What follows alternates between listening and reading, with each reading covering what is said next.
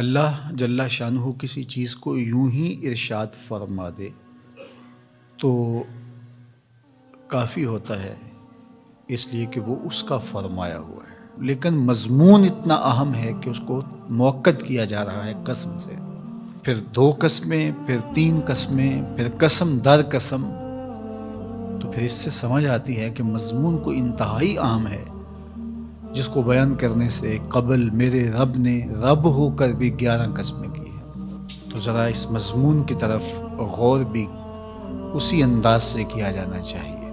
والشمس وضحاها، قسم ہے سورج کی اور قسم ہے اس کی چمک اور روشنی کی، یہ کتنے گنا بڑا ہے زمین سے اور روشنیاں بانٹتا ہے، لیکن مجال ہے کہ اس کے حکم سے کبھی اس نے سرتابی کی ہو، اپنے مقررہ وقت سے ہٹ کے کبھی یہ طلوع ہوا ہو، کبھی غروب ہونے میں اس نے دیر کر دی ہو، تو کہا جب اتنا بڑا روشنیوں کا جہاں ہو کے رب کے حکم کا پابند ہے تو یا مشت خاک تو رب کے حکم کو کیوں نہیں مانے گا۔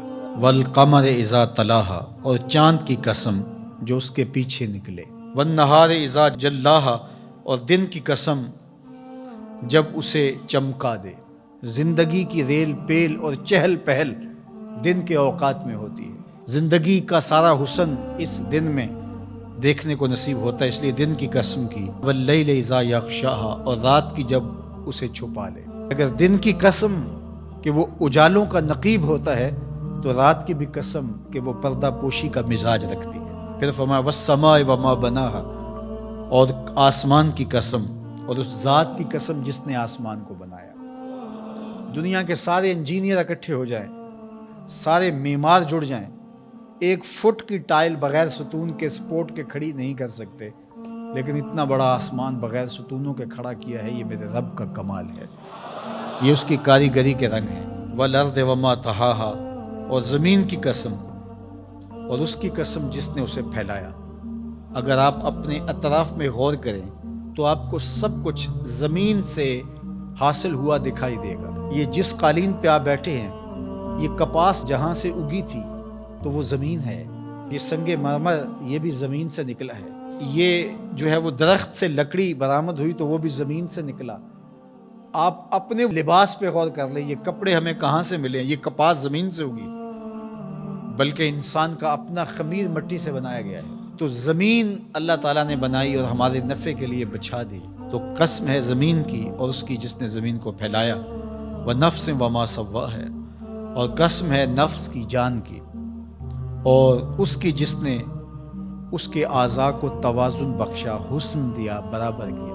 فَأَلْهَمَهَا فُجُورَهَا وَتَقْوَاهَا، پھر الہام کیا اس کو، نیکی کیا ہے، بدی کیا ہے، یہ اس کو ہم نے عطا کر دیا۔ یہ کسی کالج میں، کسی یونیورسٹی میں، کسی استاد کے سامنے زانو تلمذ نہ بھی طے کیے ہوں، کہیں نہ پڑا ہو، اسے پھر بھی پتہ ہے کسی کا مال چھیننا بری بات ہے، دیوار رکھتے ہوئے ہمسائے کے 2 انچ دبا لینا اچھی بات نہیں ہے، یہ کہ میں تو کسی استاد کے پاس نہیں گیا اس لیے میں نے اس کے پلاٹ پہ قبضہ کر لیا، تو یہ نہیں ہے۔